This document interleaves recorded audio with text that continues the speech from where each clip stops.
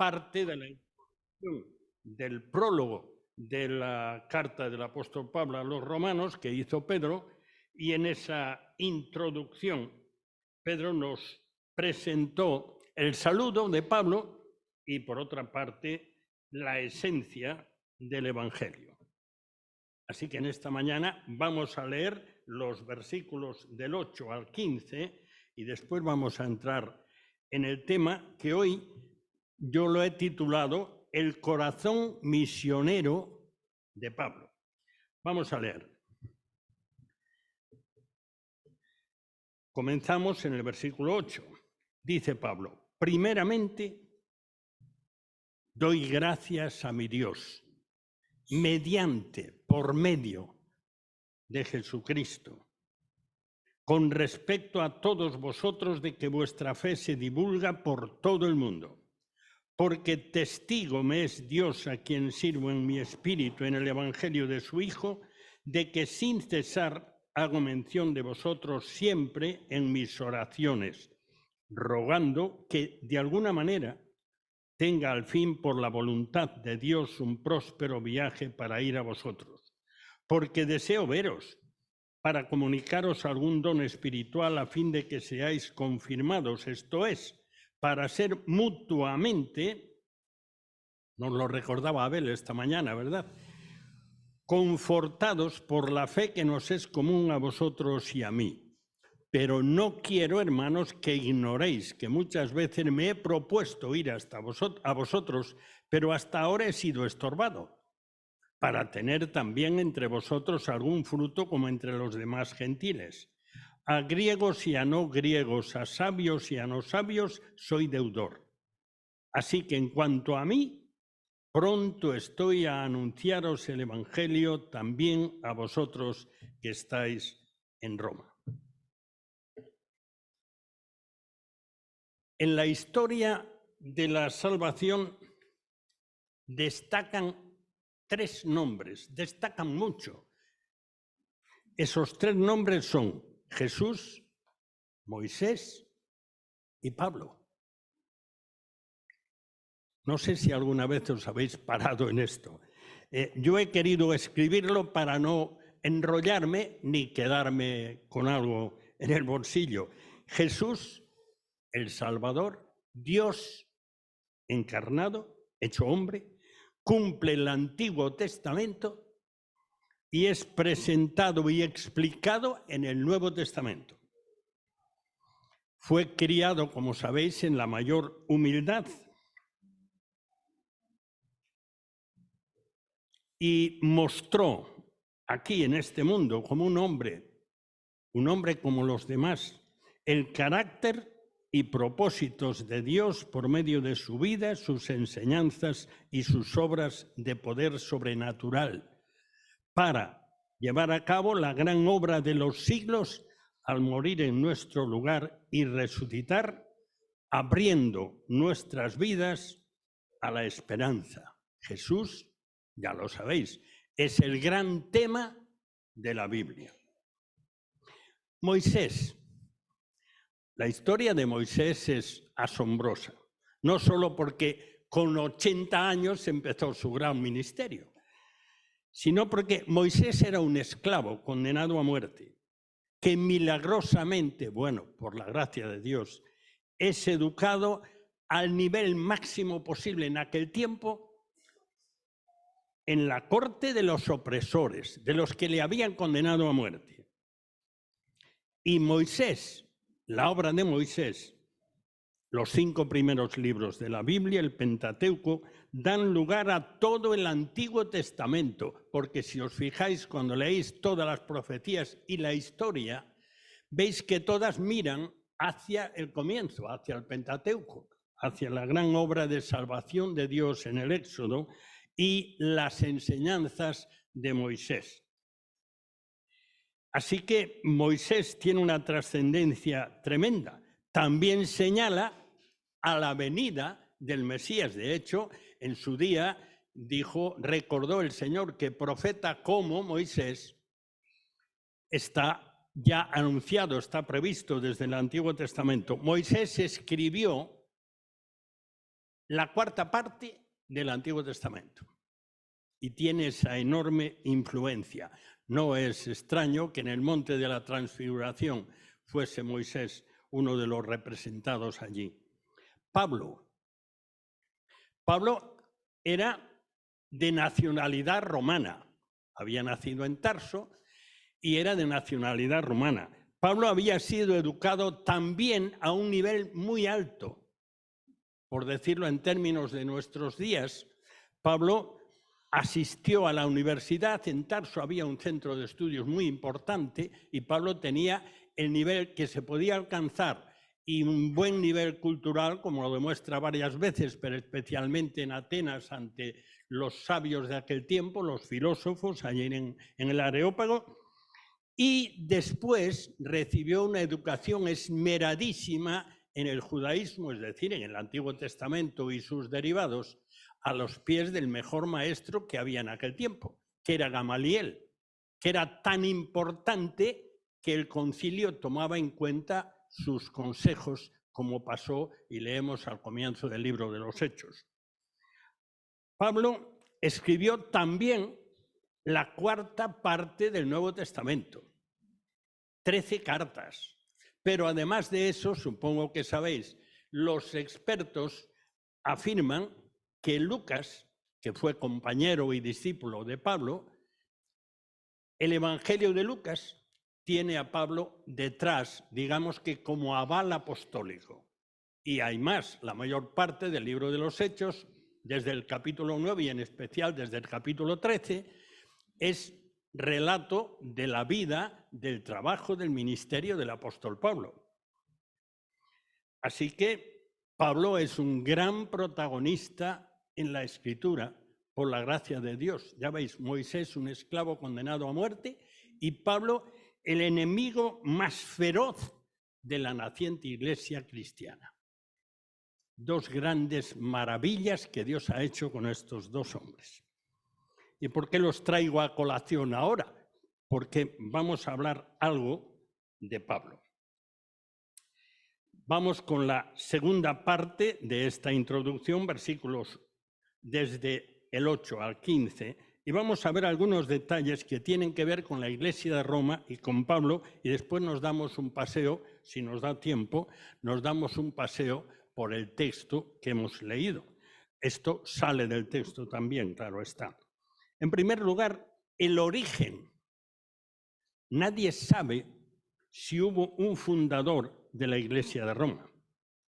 ¿No? Es algo que nos es desconocido.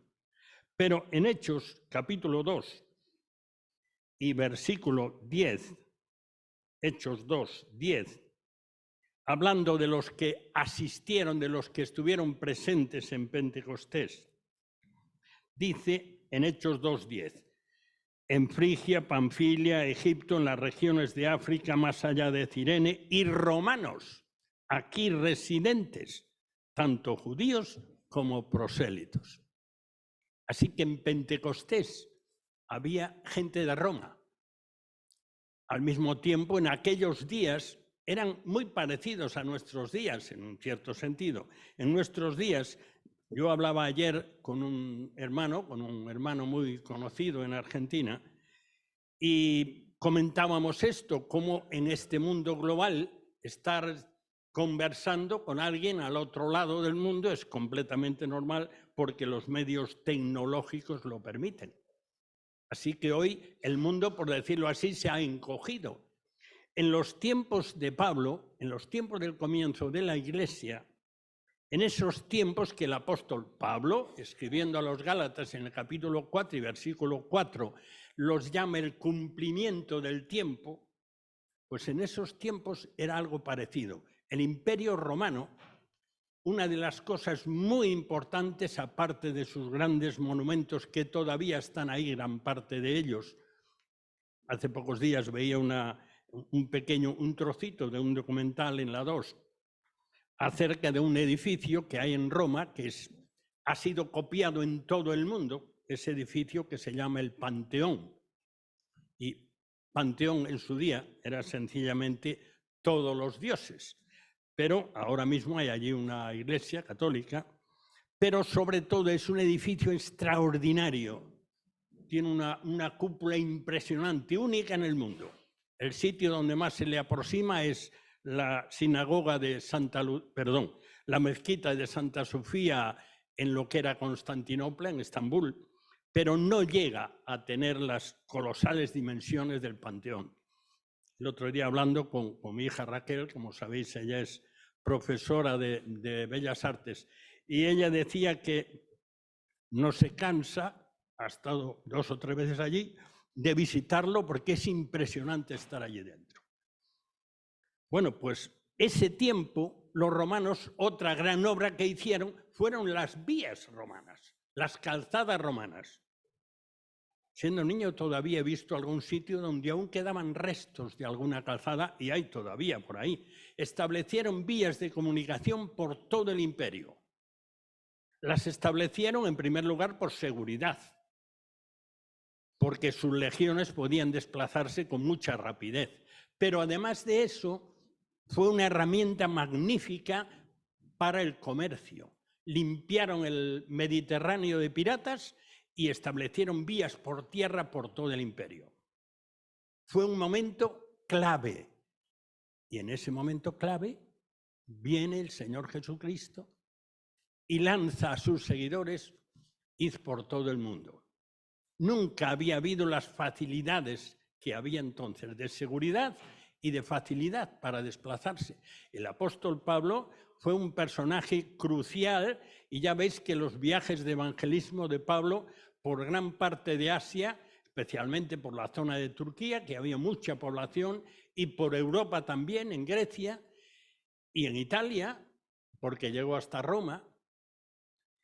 Y posiblemente, no está acreditado históricamente, pero hay bastantes datos que lo sugieren, y posiblemente hasta Tarragona, que era una gran ciudad romana en su día, Tarraco Augusta. Bueno, pues había romanos, no se sabe cómo empezó, pero en Roma había iglesia. Y seguramente tuvo que ver el hecho de que se desplazaba muchísima gente y Roma era el centro. Y de Roma salían todas las comunicaciones.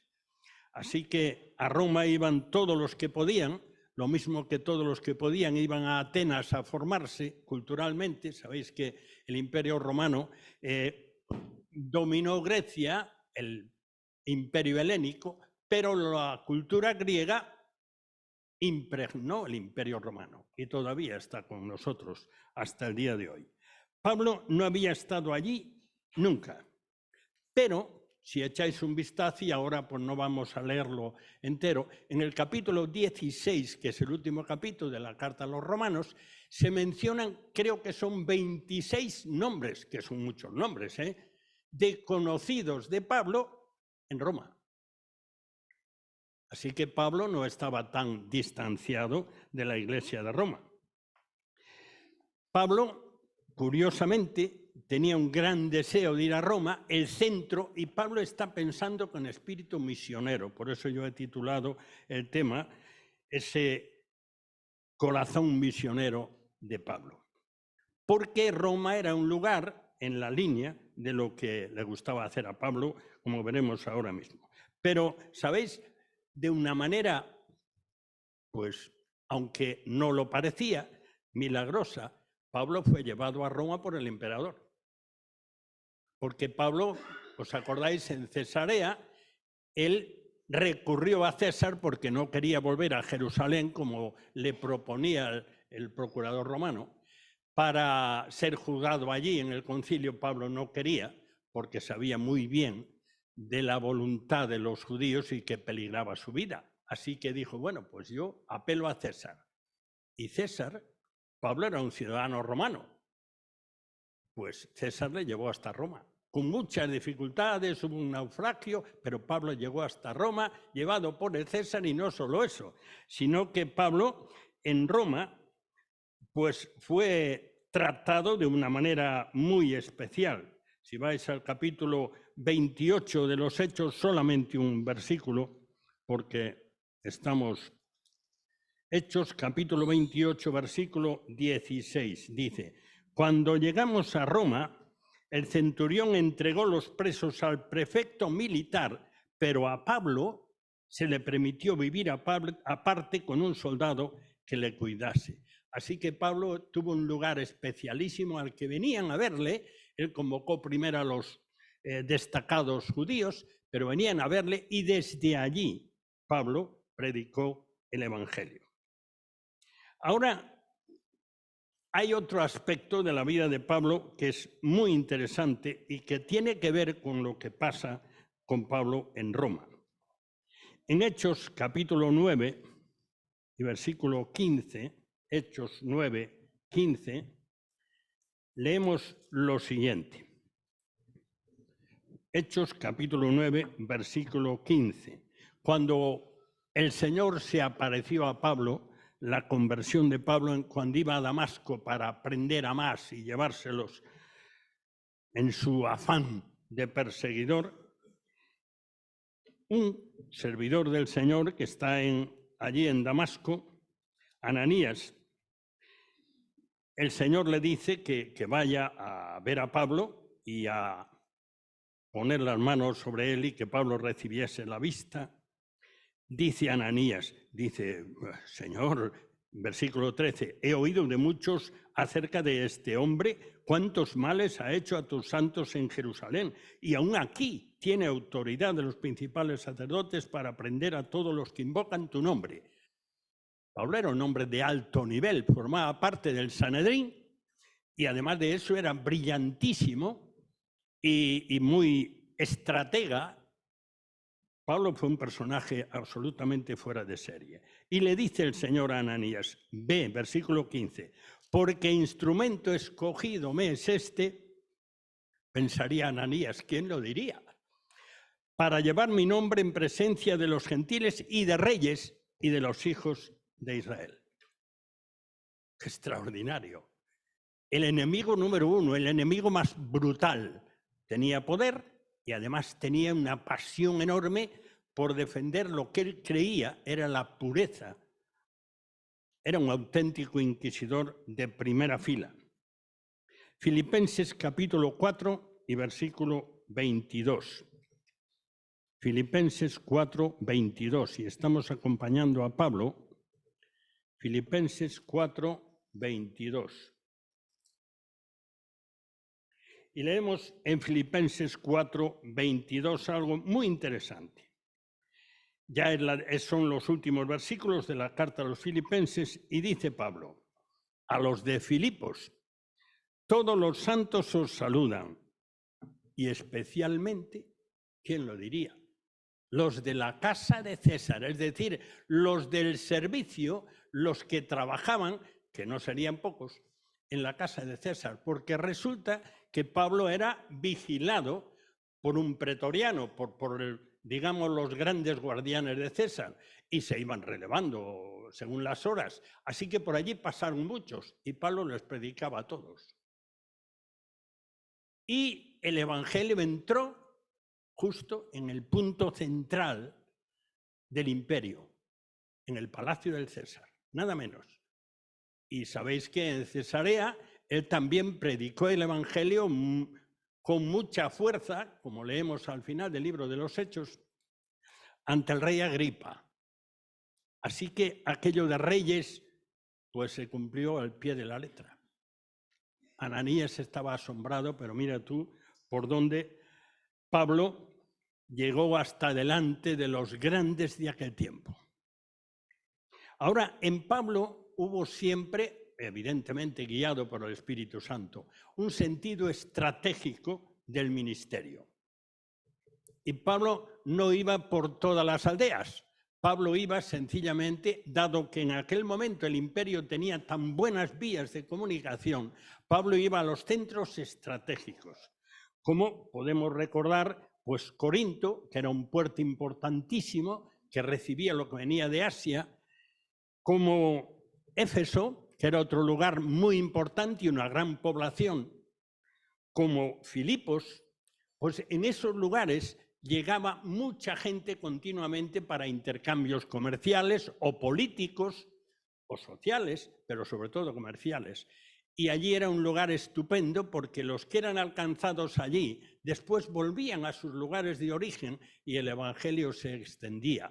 Pablo, aparte de eso, tenía un equipo de colaboradores que viajaban con esas facilidades de seguridad que daba el imperio, pues aprovechaban ese momento para extender el Evangelio. Y sabéis que en realidad Pablo sí que quería ir a Roma, por descontado, por esa misma visión, porque Roma era el centro de comunicaciones de todo el imperio. Pero Pablo tenía en mente algo más que Roma. Y vamos a verlo en el mismo libro, la misma carta a los romanos. Vamos a verlo al final de la carta, que es donde Pablo lo descubre, pero que era su proyecto, era España. Aparece mencionada 2 veces en el capítulo 15 de la carta a los romanos. Aparece 2 veces mencionada España. Porque el proyecto de Pablo, y vemos aquí, vamos a ver, versículo Romanos, capítulo 15, versículo 18. Dice Pablo: porque no osaría hablar sino de lo que Cristo ha hecho por medio de mí para la obediencia de los gentiles con la palabra y con las obras, con potencia de señales y prodigios en el poder del Espíritu de Dios, de manera que desde Jerusalén, donde él empezó a predicar, y por los alrededores hasta Ilírico, todo lo he llenado del Evangelio de Cristo. Y de esta manera me esforcé a predicar el Evangelio, no donde Cristo ya hubiese sido nombrado, para no edificar sobre fundamento ajeno, sino, como está escrito, aquellos a quienes nunca les fue anunciado acerca de él, verán, y los que nunca han oído de él entenderán. Por esta causa me he visto impedido muchas veces de ir a vosotros, como les dice en la lectura que hemos hecho en esta mañana. Pero ahora, no teniendo más campo en estas regiones y deseando desde hace muchos años ir a vosotros, cuando vaya a España, iré a vosotros, porque espero veros al pasar, versículo 24, y ser encaminado allá por vosotros una vez que haya gozado con vosotros. Así que ahí tenemos el plan de Pablo, el plan de ese extraordinario estratega del Evangelio. Por eso sugerí que cantásemos ese himno 457, no te dé temor a hablar por Cristo. Y vamos a echar un vistazo rápido con todo esto en mente que está detrás de lo que hemos leído en esta mañana. Vamos a releerlo parándonos en algunos sitios. Romanos capítulo 1, versículo 8. Primeramente doy gracias a mi Dios mediante Jesucristo. Y es Pablo allí en 1 de Timoteo 2:5 que nos recuerda que hay un solo Dios y un solo mediador entre Dios y los hombres, Jesucristo, hombre. Por eso decimos en el nombre de Jesucristo cuando oramos. Con respecto a todos vosotros, sigue en el versículo 8, de que vuestra fe se divulga por todo el mundo, por las mismas razones que apuntamos antes, porque Roma era el centro del mundo y había muy buenas vías de comunicación y la circulación de viajeros era continua, también de los creyentes. Así que de Roma salían y llevaban lo que tenían. Esto es importante por lo que dice más adelante.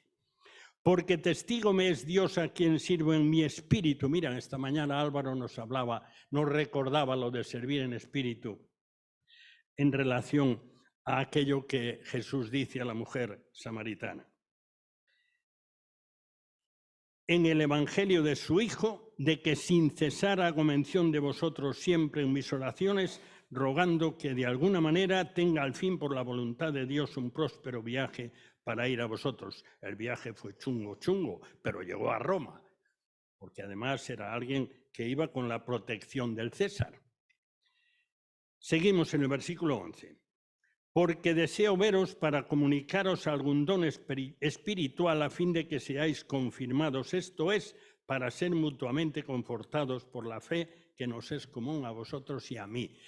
Y Pablo ahí, sin duda alguna, porque no hay más que leer la carta y ya lo descubrimos. Recordemos que ya había pasado algún tiempo desde que escribió la carta hasta que Pablo llegó a Roma, un par de años. Tiempo para que ya hubieran asimilado mucho de la carta.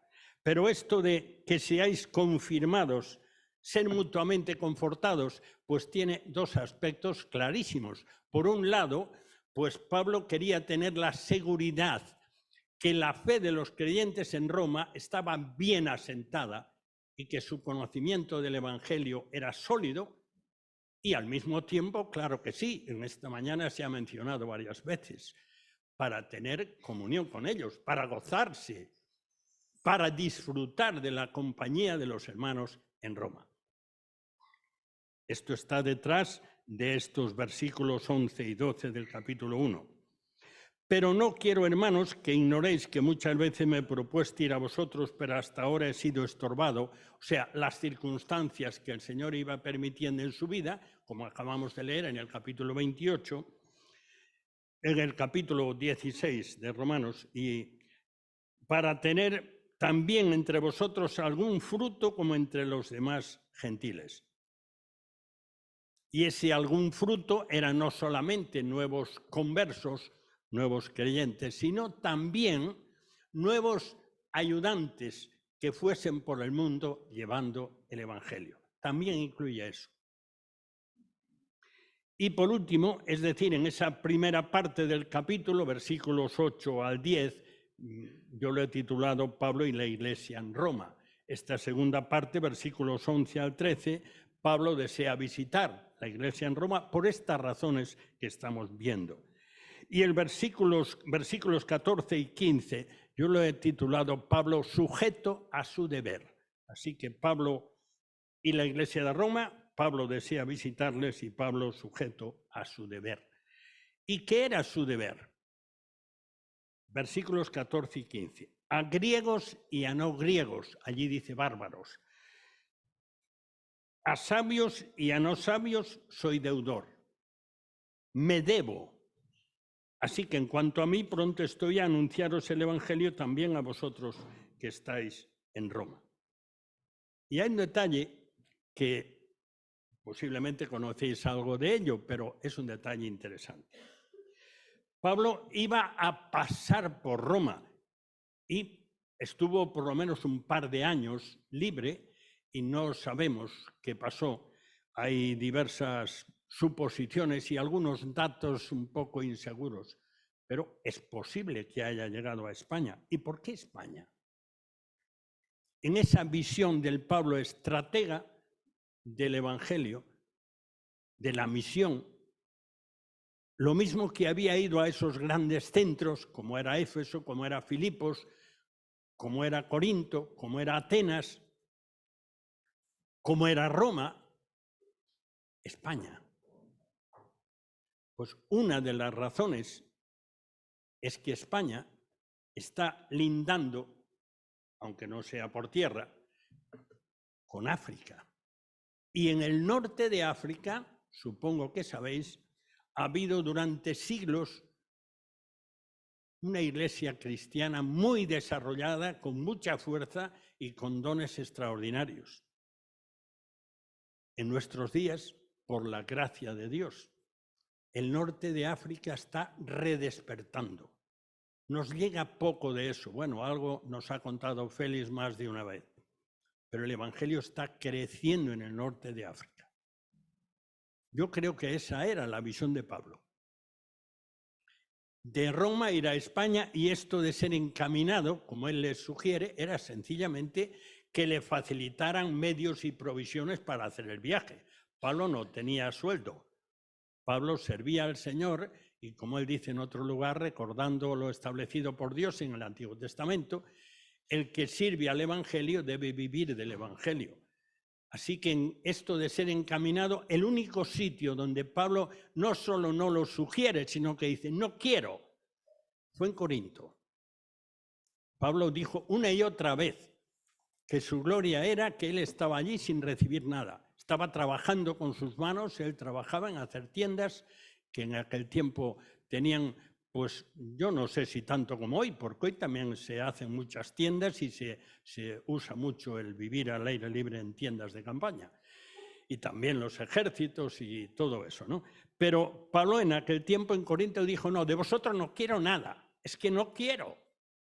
Pero no era así la situación normal. Así que él está sugiriendo a los hermanos en Roma que fuese encaminado por ellos, como hemos leído en el capítulo 16 del libro de Romanos.